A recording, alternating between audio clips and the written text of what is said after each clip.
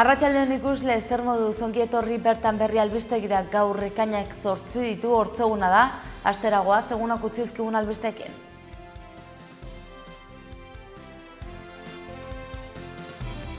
Nafarroako gobernuak gazteriaren foru estrategia eta bigarren gazteriaren plana onetsi ditu. LGTBI eta berdintasun sozialerako lege proposamena eztabaidagai izan dute Nafarroako parlamentuan, geroa bai EH Bildu, Ahal Dugu Ezkerra eta PSNren ekinez. Iruñako udala Etxabakoitzen aparkaleko handi bat zabaltzea aztertzen ari da. Merkataritzarekin hiriago izeneko programa aurkeztu du Iruñako udalak. Elak eta Labek Nafarroako lan hitzarmenei lehentasuna emateko helburuarekin bilera egin dute zen patronalarekin.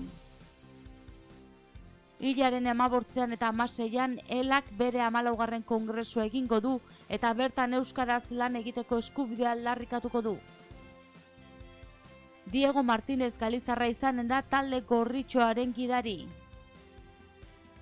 Txanbier ekintzaientzako ekitaldia iritsi da Iruñara, gaur arratsaldeko 7etan Gazteriaren etxean. Kantu eta hitza zikloaren barruan bidaia taldea arituko da arratsaldeko 8etan erraldoien txokoan. Albisteekin hasteko Nafarroako gobernuak urrengo urteetako edota dozen urteetako gazteriaren foru estrategia eta bigarren gazteria plana onetsi ditu. Bertze gazteen emantzipazioa sartzen da plan horren barruan.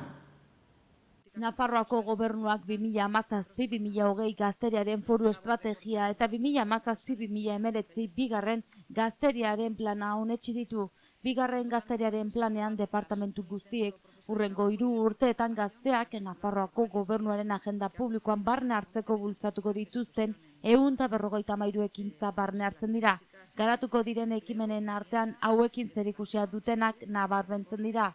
Lanerako prestakuntza, etxe bizitza erosteko aukera, parte hartzea, eskola porrota prebenitzea, ikertzailea kontratatzea, bizi ohitura osasungarriak, arte ikasketak handitzea edo garraiorako laguntzak. Nafarroako gobernuak horrela, estrategia berri 2020an Nafarroak gazteagoak gauzatuko du.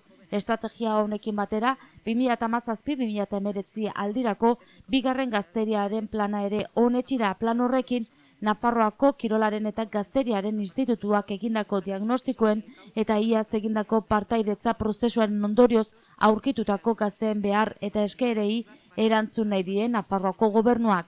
Horrela, Nafarroako bigarren gazteriaren planak lehentasunezko 4 ardatz kontuan hartzen ditu. Ardatz horien barruan sail hauek aurkitzen dira: hezkuntza, enplegua, etxebizitza eta emantzipazioa, osasuna, kultura, kirola, partaidetza, bizikidetza, gizarteratzea eta aniztasuna, berdintasuna eta lurralde garapena. Horrez gain, zeharkako 3 ardatz ere barne hartzen dira: genero berdintasunarekin, gizarteratzearekin eta euskararekin zerikusia dutenak.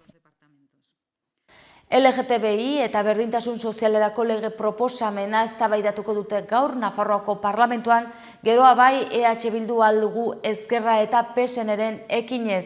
LGTBI fobiari aurre egiteko neurriak hartuko ditu gaur onartuko den lege proposamenak. LGTBI eta berdintasun sozialerako lege proposamena eztabaidatu eta onartuko dute gaur Nafarroako parlamentuan, geroa bai EH Bildu, Ahal Dugu Ezkerra eta PSNren ekinez. Azken honek luzatu zuen legea garatzeko proposamena laukoak 2015ko akordio programatikoan hala jaso bazuen ere. LGTBI fobiari aurre egiteko neurriak bere gain hartuko ditu legeak, protokoloak garatuko ditu, sentsibilizazio eta prestakuntza kanpainak egin eta behar izatekotan zigorrak ere jarriko ditu. Gainontzekoan administrazioko hainbat arlotan, hala osasunbidea nola kirol munduan, genero eta sexu identitateari buruzko informazioa zabaltzea sustatuko du exekutiboak. Hezkuntzan ildo berean lanketa programa jarriko dituzte martxan. Ugalketaren arloan LGTBI pertsona guztientzat eskuragarri izanen da ugalketa lagundua. Transexualitateari dagokionez, despatologizazioaren aldeko urratsa eman du legeak. Iruñako udala Etxabakoitzen aparkaleku handi bat zabaltzea aztertzen ari da. Aparkaleku berria izanen da Etxabakoitzen grupo Urdano zen zelaian Iruñeko udalak horren aldeko adierazpen bat onartu ostean. Espazioa irabaziko dute horrela izan ere, Benta Andres eta Urdanoz aparkalekuetan 130 eta 65 plaza baino ez daude urrenez urren. Nikasi Holanda Eskola Publikoa eta Pilar Eliza batzen dituen Orubean kokatuko dute. Eta Iruñeko udalaren kontuekin jarraituz, merkataritzarekin hiriago izeneko programa aurkeztu dute. Ekimen honen helburua auzoko establezimenduak auzokidei hurbiltzea da. Aurten ere Iruñeko auzoetara iritsi da merkataritzarekin hiriago programa eta horren barruan hainbat jarduetarako tokia izanen da, besteak beste San Ferminetako kartela hautatzeko nazioarteko lehiaketan aurkeztutako 89 kartel ikusgai jartzeko 150 bat establezimendutan, dastaketa, kontzertuak, puzgarriak, lantegiak eta dantza erakustaldiak egonen dira, dendariak kalere irtengo dira eta ziklo bereziak egongo dira. Gauzuri gorria esaterako, hori guztia prestatu du programak eta horien ingurukoak azaldu dituzte prentsaurrekoan, toki ekonomia jasangarriko zinegotzi ordezkari Patrizia Peralesek, Nafarroako merkatarien elkarteko koordinatzaile Ima Elkanok eta Zabalguneko merkatuko merkatarien elkarteko presidente Javier Bergarak.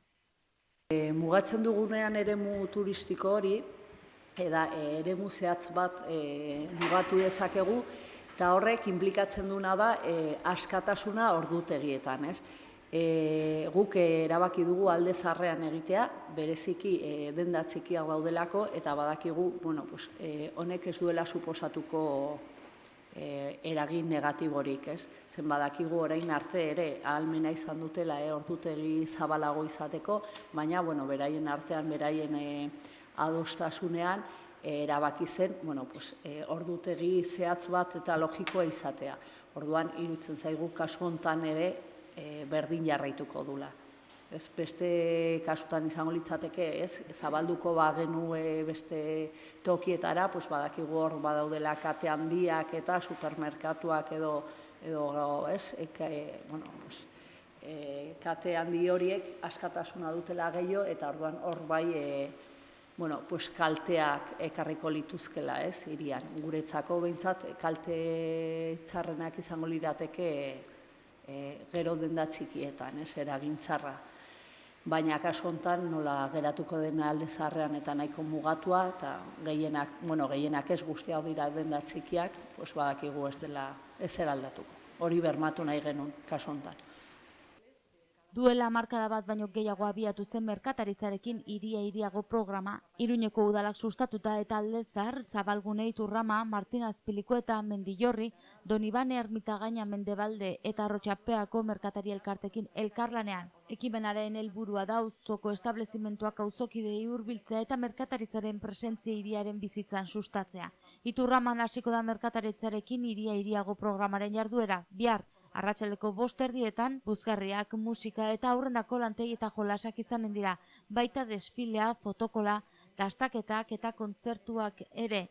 Ondoren asteburuan Arrotxapearen txanda izanen da, ekainaren 16, ostirala arratsaldez, animazioak, zuma erakustaldia, Arrotxan kantuzen kontzertua, aurtrena eta musikaz girotutako paella jate herrikoia.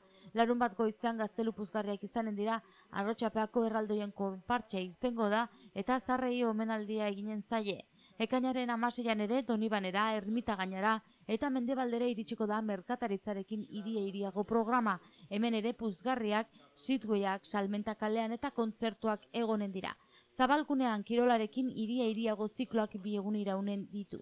Ekainaren 17an San Fermin maraton lasterketarekin bat eginez, dendatan apaingarri zurigorriak paratuko dira eta biniloak hiri-altzarietan. Gainera, espinin eta zumba erakustaldiak egonen dira Carlos Hirugarrenaren etorbidean. Ekainaren 24an futbolaren egune izanen da. Mendillorrin ekainaren 22an lakuaren inguruan ekozikloak, arkutiroa eta puzgarriak egingo dira eta biharamunean gasolinako kart ibilgailuak, zezen mekanikoak, DJak eta puzgarriak. Ekainaren 23an gauzuri gorria izanen da Iruñeko alde zaharrean eta azkenik Martin Azpiliko eta kaleko merkatariek ere euren harrikoskoia jarriko dute hasi gurekin San Ferminak izeneko proposamenarekin. Horren barruan, elkartekide diren establezimenduen erakusleioen errotuluak egingo ditu Gonzalo Nikuesak San Ferminetako motiboak birsortuz. Merkataritzarekin hiria hiriago programari esker ikusgai paratuko dira aurtengo Sanferminetako kartelen nazioarteko lehiaketara aurkeztutako 371 lanetik 89.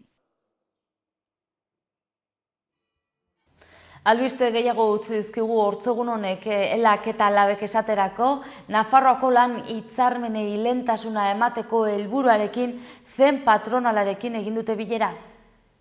Hemengo hitzarmenei lehentasuna ematea eta ez Madrildik inposatzen direnei da elak eta labek zen patronalarekin egindako bileraren helburu nagusia. Bi sindikatuek azken boladan salatu izan dutenez, negoziazio kolektiboaren estatalizazioak eragin kaltegarriak ditu, okertu egiten baititu milaka langile nafarren baldintzak. Sindikatuak salatu dute, Zapateroren gobernuak 2011an bultzatu zuen lan erreformaren ondorioz estatu mailako lan hitzarmenek eremua hartarako gordetzen dituztela negoziatzeko gaiakin batzuk, eta horren bestez, indargabetu egiten dituzte sektore hitzarmen probintzialak. Beraz, agerikoa da Nafarroan ezinbestekoa dela horrelako akordio bat. Negoziazio horri ekiteko elak eta labek beste sindikatuei dei egin diete. Izan ere Euskal Autonomia Erkidegoan ELA, LAB, UGT, Comisiones Obreras eta Confebaskek ezaugarri horietako akordioa sinatu zuten 2017ko urtarrilean. Hurrengo egunotan ELA eta LABeko arduradunek UGT eta Comisiones Obreras sindikatuekin elkartuko dira Nafarroako lan hitzarmenei lehentasuna emango dien akordio proposatzeko. Eta sindikatuekin jarraituz, kasu honetan labekin jarraituz, bere 14. kongresua egingo du hilaren 15 eta 16, eta bertan euskaraz lan egiteko eskubidea aldarrikatuko du.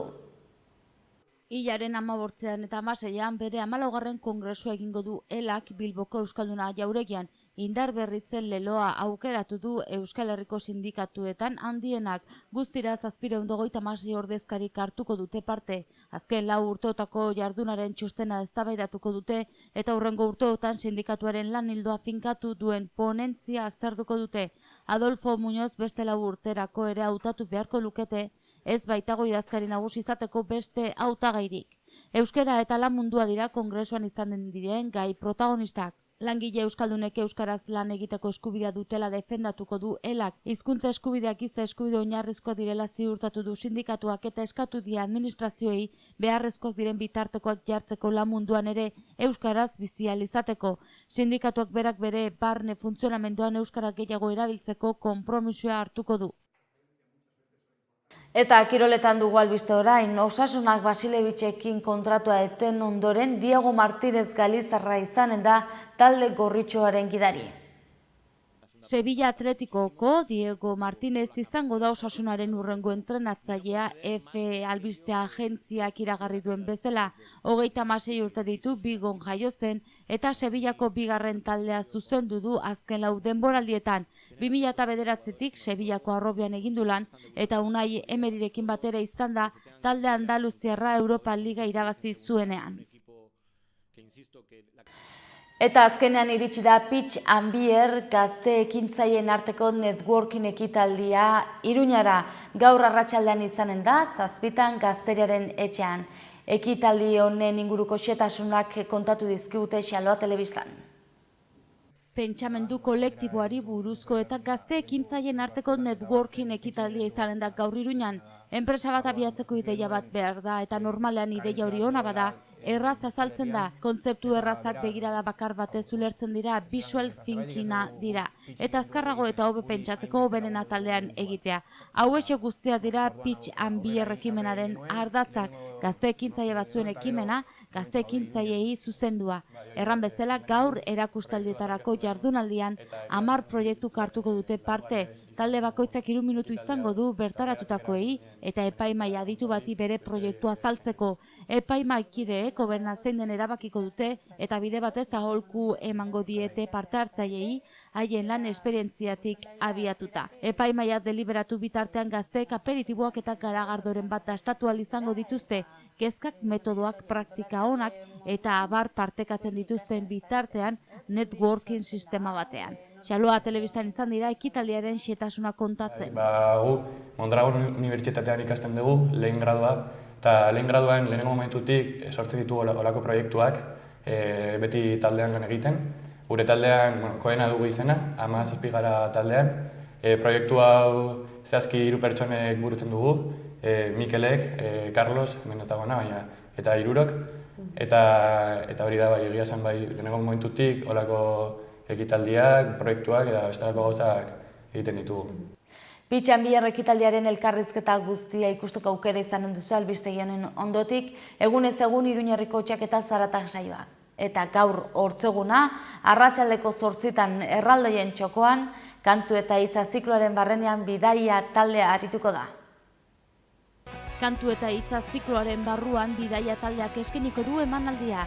Michel Dukau, ahotsa, gitarra, albokak, bambuz eginiko klarinetea eta flauta joko ditu.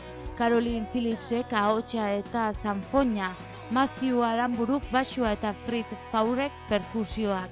Gaur izanen da, arratsaldeko 8 erraldoien txokoan sarrera doakoa da, baina komeni izaten da lehenango gonbidapenak hartzea.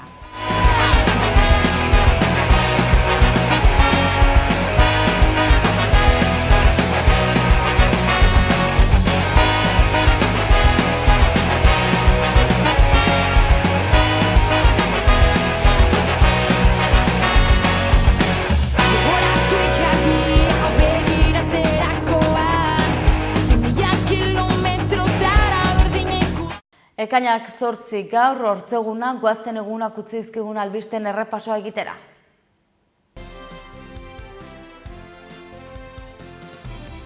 Nafarroako gobernuak gazteriaren foru estrategia eta 2. gazteriaren plana onetsi ditu. LGTBI eta berdintasun sozialerako lege proposamena eztabaidagai izan dute Nafarroako parlamentuan, geroa bai EH Bildu Ahal Dugu Ezkerra eta PSNren ekinez. Iruñako udala Etxabakoitzen aparkaleko handi bat zabaltzea aztertzen ari da. Merkataritzarekin hiriago izeneko programa aurkeztu du Iruñako udalak. Elak eta Labek Nafarroako lan hitzarmenei lehentasuna emateko helburuarekin bilera egin dute zen patronalarekin. Hilaren 18 eta 16 Elak bere 14. kongresua egingo du eta bertan euskaraz lan egiteko eskubidea aldarrikatuko du. Diego Martínez Galizarra izanen da talde gorritxoaren gidari. Pitxan Bier ekintzaientzako ekitaldia iritsi da Iruñara, gaur arratsaldeko 7 Gazteriaren etxean. Kantu eta hitza zikloaren barruan bidaia taldea arituko da arratsaldeko 8 erraldoien txokoan. Eta bertzerik ez hauxe izan da dena, mila esker zuen arretagatik eta arratsalde ona izan. Bihar arte.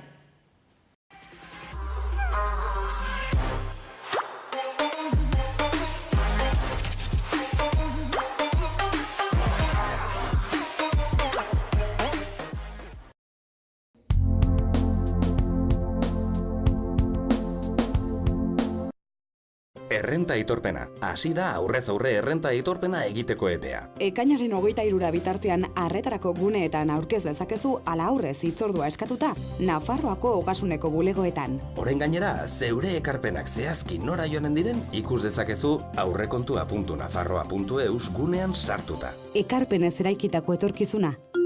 Nafarroako gobernua. Gobierno de Navarra. Gorritxon atsedenerako sistema hoberenak eta loaldi egoki batendako beharrezkoak diren produktuak aurkituko dituzu. 40 urte daramatzagu punta-puntako materialak eta marka hoberenak bezeroaren eskura jartzen. Deskansatzeko sistemetan aditua gara, sofak, koltsoiak, somierrak. Hurbildu eta eskuzabali jasoko zaitugu. Iruña, Gorritxo. Ez egin paso organikoaz. Bereizi eta birziklatu gai organikoen hondakinak. Hau ez da zaborra. Biziak baizik. Ongarria eta energia baizik. Gai organikoen hondakinak birziklatuz, energia aurrezten dugu eta ongarri kimikoen erabilera gutxitzen duzu. Gipuzkoako Tolosaldean, Leaburu herrian, inguru aldapatsu bezain politean kokatua dago Mahala baserria. Bertan ekoiztu eta elaboratzen dira hainbat esneki eta txerriki, hasi gazta eta jogurretatik eta txorizo eta urdaiazpiko onduetaraino. Baserritik bezeroaren ganaino zuzenean iristen dira produktuak, modu naturalean eginak dira. Beraz, benetan, produktu osasuntsuak konsumitzeko aukera ematen du Mahalak, eta goxo-goxoa gainera. Jan Baserritik. Gure lurreko larre gozotik, nator zuzenean, zuretzat esneki bihurturik modu naturalenean.